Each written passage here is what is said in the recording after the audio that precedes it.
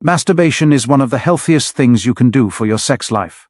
But what if I told you that you might be doing it wrong, and that 3 seemingly harmless mistakes could secretly be the reason you're struggling with performance? Going limp in the bedroom or finishing too soon? Stick around because we're about to fix that. Let's be clear from the start, masturbation is not the problem. It's normal, it's healthy, and it can be incredibly beneficial for your physical and mental health. Done right, it helps you relieve stress, sleep better, maintain a healthy prostate, and even boost sexual confidence. But here's the thing nobody talks about. Masturbation is a form of training. Your brain, through a powerful process called neuroplasticity, constantly adapts to the patterns you repeat. That means every time you masturbate, you're literally teaching your brain and body how to respond sexually. You're shaping your arousal triggers, your sensitivity, your stamina, your ability to last during sex. Think of it like the gym. Use proper form and you build strength. Use bad form and you develop bad habits and injuries. When it comes to your sex life, bad masturbation habits train your brain for failure, premature ejaculation, erectile dysfunction, anxiety in the bedroom. So today, we're breaking down the 3 biggest mistakes men make during masturbation. Mistakes that silently sabotage your sexual performance. More importantly, I'll give you clear, simple fixes that will transform your solo time into sexual training for peak performance. Ready? Let's start. Mistake first, rushing. The 100-yard dash. Let's talk about what I call the 100-yard dash approach to masturbation. This is when a man masturbates with one goal in mind, to finish as quickly as possible. Maybe you're afraid of someone walking in. Maybe you're trying to fall asleep faster. Maybe it's just a deeply ingrained habit from your teenage years. But here's why this is a complete disaster for your sex life. When you repeatedly rush to the finish line, ejaculating within minutes or even seconds, you're training your brain and body to expect quick, intense, and shallow stimulation. Over time, your nervous system learns. Arousal equal to fast, orgasm equal to immediate, sex equal to hurry. So what happens when you're actually with a partner and you want to last longer? Your body defaults to its training. It follows the same pattern you've rehearsed hundreds, maybe thousands of times. You finish early, too early. Again, and it gets worse. After a few failed experiences, you start anticipating the problem. What if I finish too fast again? That mental fear leads to performance anxiety, which is one of the most powerful psychological triggers for erectile dysfunction. Anxiety spikes cortisol, restricts blood flow, and breaks your focus. Suddenly your erection disappears altogether, not because you're not aroused, but because you're mentally panicking. So now the cycle looks like this. You rush, you finish early, you feel ashamed, you get anxious the next time. That anxiety causes ED, which creates more shame. It's a downward spiral. But here's the fix, and yes, it takes some discipline. You need to turn the 100-yard dash into a marathon. That means setting aside private, uninterrupted time, making the goal not ejaculation, but control and exploration, learning how to surf the wave of arousal. Here's how to practice. As you feel yourself approaching the point of no return, that unmistakable moment right before orgasm, slow down or stop completely. Let the sensation fade slightly, and build it back up. Repeat this process multiple times. This trains your nervous system too. Recognize your arousal levels, build stamina, delay climax on command. You're not just feeling good, you're training your body to obey you, not your reflexes. Over time, this becomes your new default, and it directly translates to the bedroom. Mistake second, relying on porn. The junk food trap. Let's be real. Most men use porn during masturbation. It's everywhere. It's free, it's easy. But here's the uncomfortable truth. Porn is the junk food of your sexual brain. It gives you a cheap, instant dopamine spike, just like a sugary snack. But over time, it rewires your brain in dangerous ways. When you masturbate exclusively to porn, you are exposing your brain to hyperstimulation that real life can never compete with. Think about it. Unlimited new partners.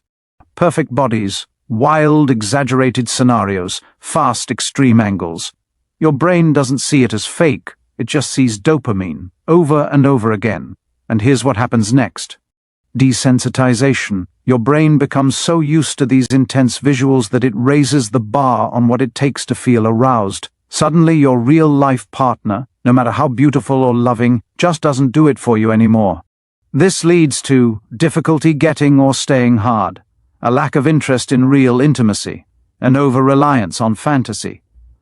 This condition is real. It's called porn-induced erectile dysfunction, PIE, and it's affecting millions of men, especially under 40.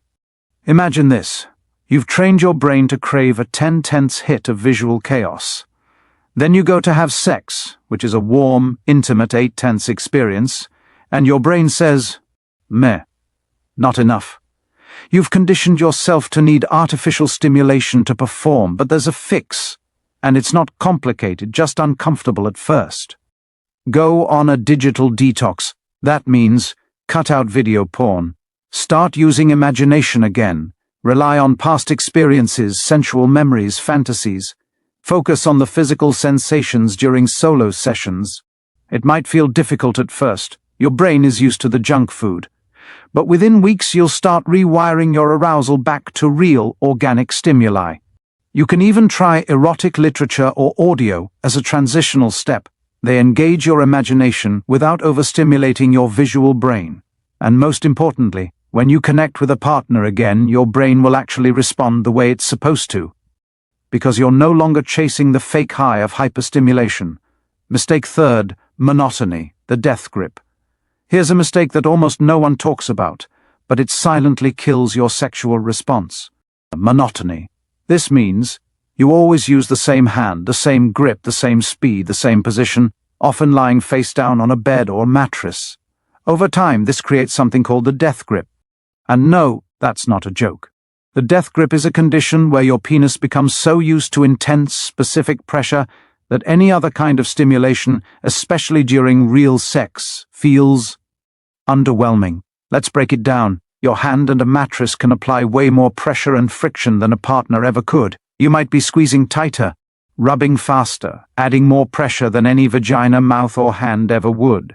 So when you're finally with a partner, your body registers. This doesn't feel right. It's too soft, too different. Your brain says, this isn't the stimulation I'm used to. Abort. The result? Weak or no erection.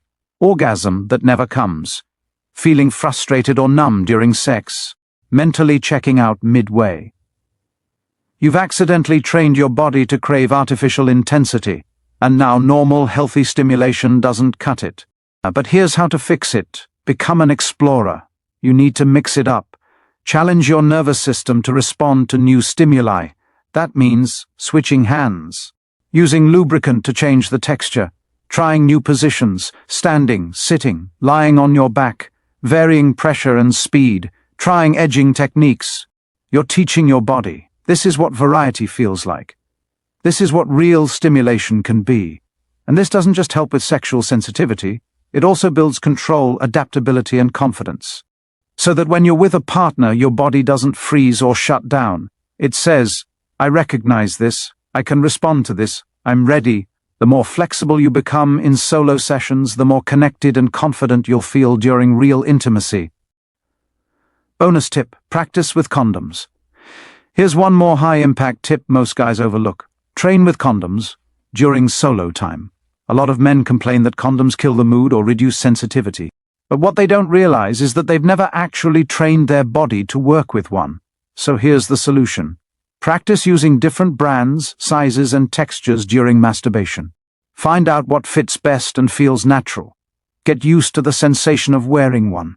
Normalize the process of putting it on. That way, when you're actually with a partner, there's no awkwardness, no last-minute fumbling, and no sensation drop that throws you off. Instead of thinking, I hate how this feels, you'll be thinking, I've already mastered this. Condoms go from being an obstacle to being part of your power. Let's quickly recap the 3 biggest masturbation mistakes that are quietly wrecking your performance. 1. Rushing. Trains your body to finish fast, causes PE and anxiety.